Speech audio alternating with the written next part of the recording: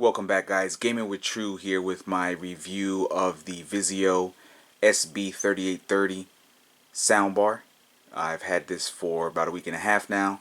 Have it connected in my spare bedroom where all my retro and last gen game systems are located. So I have that connected to my wall mounted Vizio here. It's a pretty old LCD I've had for many years. I have this connected with stereo RCA jacks. The reason being, although it does support optical cable, I do have an optical input on my Vizio, but this LCD is so old that it does not support pass-through for the sound. So connecting the bar to the TV, I get zero sound. Now if I connect the, let's say, the PlayStation 3 or the Xbox 360 from the optical port directly to the soundbar, works fine. But that's not how I want to set up. I don't want to have to take out a cable and plug a cable back in. I just want it connected at all times. Mind you, I don't need any super special sound, but I mean, to replace the sound coming from those two speakers on that TV, this is going to do. So this is similar in dimensions, except for the length, obviously, to that of the video I previously uploaded for the 40-inch 5.1 surround sound Vizio soundbar. So this is a 3-channel speaker. Alright, there's no subwoofer. It does have a sub out, and if you have a powered subwoofer, connect it right up, it'll work fine. So here are the physical buttons. You have your power, source selection, you have your Bluetooth, and then you have your volume up and down. Alright, on the back side are all your connections. Sorry, it's upside down, but you have USB, you have coax, you have your aux in, you have your optical.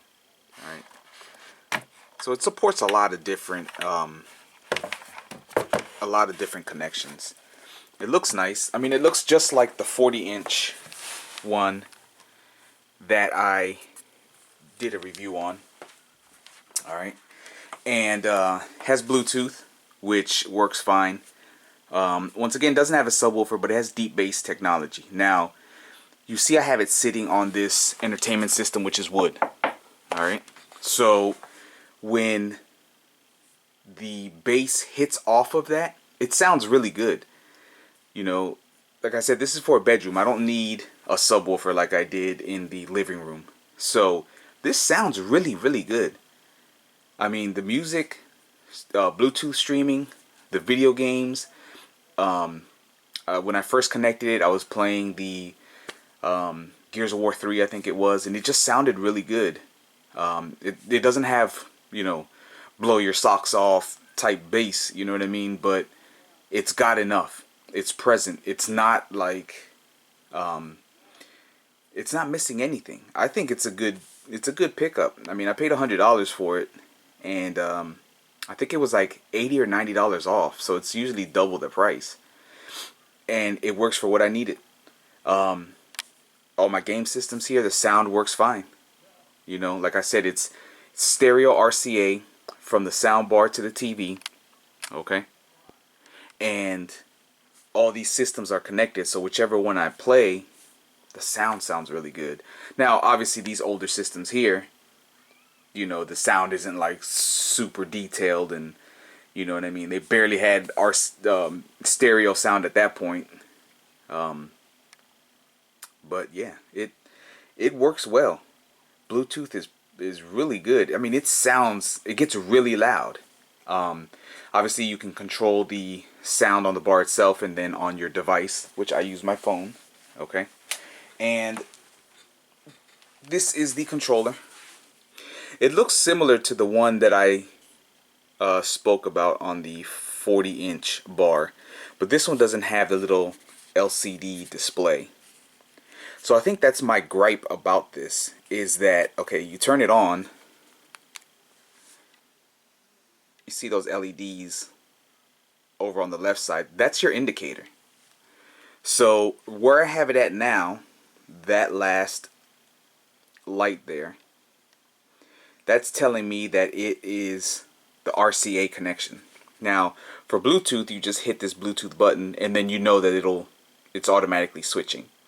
But if you're trying to switch to RCA coax, or you're trying to switch to USB, or optical, you click this, all you get is a notification in LED. And it's like, okay, so which one am I on now? You know what I mean? You can't really tell. You have to memorize it. Now, I'm not going to be using it with those separate connections. Like I said, this TV is so old that it does not allow for pass-through of the sound via optical cable, which is fine. I'm fine with that. So yeah, there's no indicator on what input you're on. You have to memorize it. So if you have it connected separately, it's going to be hard for you to be able to tell. So that's basically the main purpose of that. But the controller doesn't show you anything. And it looks just like the other controller, but it just doesn't show you what your selection is. The volume up, when you change the volume, you could see it on the LCD. See, you can see it going up and down, which is fine. At least you know the sound indicator is there. But the rest of it, you're kind of like, it's hard to tell what you're doing.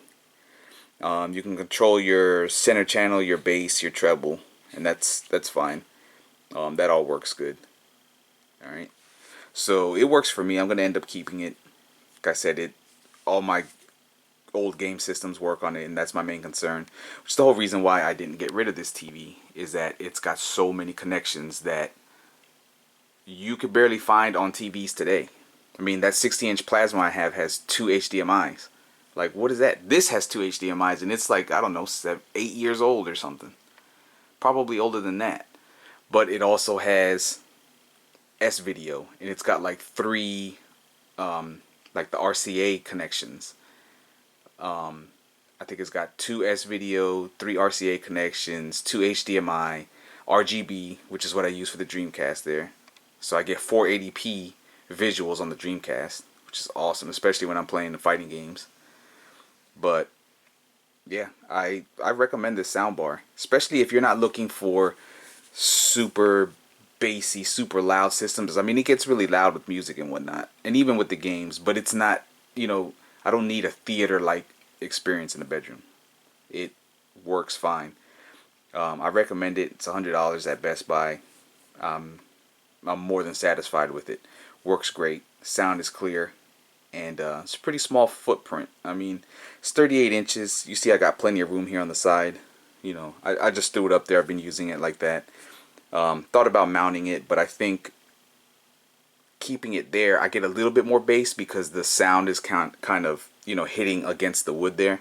Whereas if it was mounted on the wall here and I, can fix the wiring, get that out of the way, the bass I don't think would be the same as it is bouncing off the wood here. And that's about it, guys. Questions or comments, let me know. Appreciate you watching. Thanks.